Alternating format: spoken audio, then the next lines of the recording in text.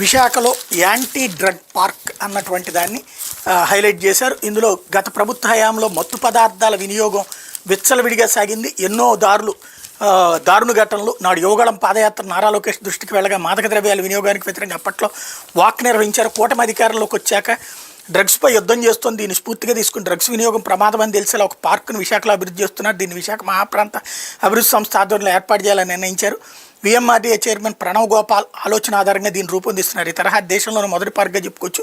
VMRDA commissioner Viswanathan పలుమార్లు దీని మీద సమీక్షించారు. త్వరలో పనులు ప్రారంభించేందుకు సిద్ధమవుతున్నారు. ఇప్పుడు డ్రగ్స్ వాడేవాడు వైజాగ్ వెళ్ళి ఆ పార్కు చూసి మారిపోతాడా?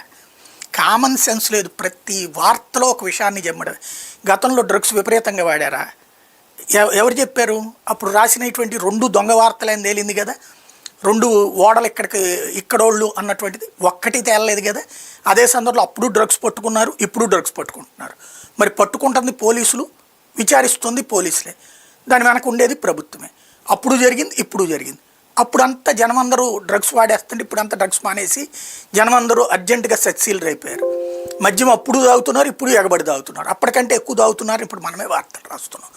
జనాలని వెర్రి వెధవల్ని చేసి ఆడుకుంటూ రాస్తున్నటువంటి అతి నీచ జర్నలిజానికి పరాకాష్ట నడుస్తుంది.